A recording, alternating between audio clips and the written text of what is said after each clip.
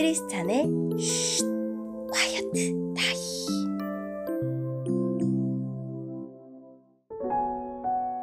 샬롬! 크리스찬 성도님들 반갑습니다. 오늘의 본문은 전도서 1장 12절부터 18절까지의 말씀입니다. 본문의 제목은 지혜가 많으니 번뇌도 많다입니다. 본문을 읽기 전에 어떤 내용인지 요약본을 먼저 읽어드릴게요. 이스라엘의 통치자인 전도자는 누구보다 지혜로운 사람이지만 지혜의 한계를 경험하고는 그 지혜도 헛되다고 말합니다. 오늘의 본문 12절입니다. 나 설교자는 예루살렘에서 이스라엘의 왕이었다. 나는 하늘 아래서 일어나는 모든 일들을 지혜로서 연구하고 깊이 생각하기로 작정했다. 하나님께서 사람들에게 얼마나 무거운 짐을 지워주셨는지 알게 되니 괴로웠다.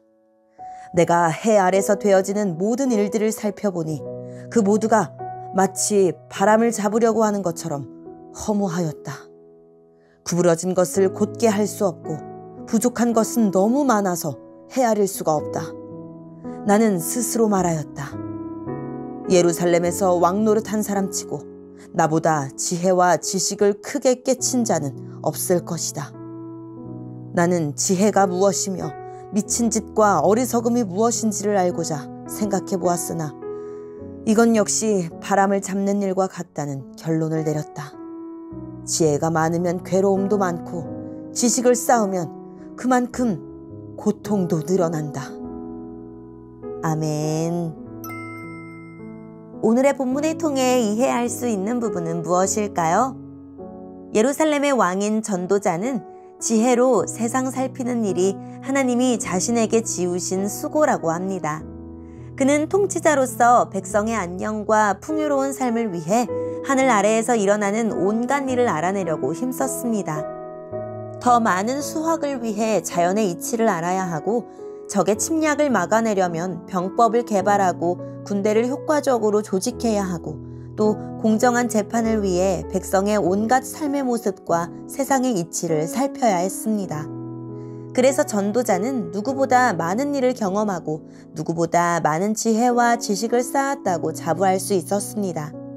그러나 그런 전도자가 내린 결론은 허무합니다. 그 모든 것이 헛되어 바람을 잡으려는 것과 같다는 사실을 깨달았다고 합니다. 그리고 지혜를 얻으려고 애쓰는 사람에게는 번뇌와 걱정만 있다고 조언합니다. 오늘의 본문을 통해 알 수 있는 우리 하나님은 어떤 분일까요?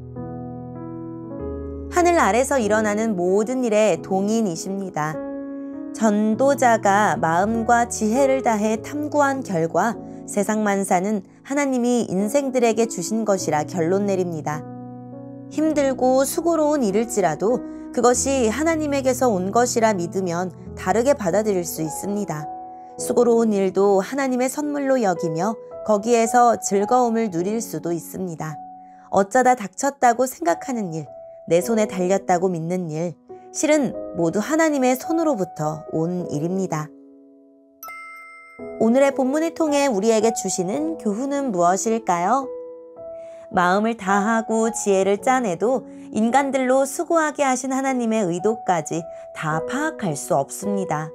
삶에 대한 진지한 관찰은 필요하지만 보이는 것이 다는 아닙니다. 인간 이해와 지식 너머의 세계에 대한 겸손한 고백이 없다면 성실한 탐구도 허망한 실패로 돌아갈 것입니다. 모름의 영역을 인정하지 않는 앓은 허술하고 때로 위험합니다. 보이는 것에 대한 관찰뿐만 아니라 보이지 않는 것에 대한 묵상에도 마음을 다하고 있습니까? 더 많은 지식과 지혜가 더 행복한 삶을 보장해주지 않습니다. 솔로몬은 지혜가 세상의 그 어느 왕보다 큰 사람이지만 미친 것들과 미련한 것들까지 알아 지혜를 더하려고 합니다. 그런데 이 또한 바람을 잡으려는 것과 같습니다. 지혜는 삶의 수고가 고통스럽다는 것을 알게 하지만 인간에게는 그 고통을 해결할 능력이 없기에 근심만 더할 뿐입니다. 더 많은 지식, 더 발전된 기술이 더 나은 세상을 만들 것이라는 착각을 버려야 합니다. 반드시 구해야 하는 지혜는 세상에 미련한 것들을 택하여 일하시는 하나님의 지혜입니다. 오늘의 본문을 통해 각자에게 주시는 성령 하나님의 음성에 귀를 기울이며 살아계신 하나님, 세상 지식과 지혜보다 먼저 하나님의 뜻을 깨닫게 해주세요 라고 기도하고 오늘도 말씀을 붙들고 승리하는 하루를 보냅시다. 여기까지 크리스찬의 쉿 콰이어드 타임 이었습니다.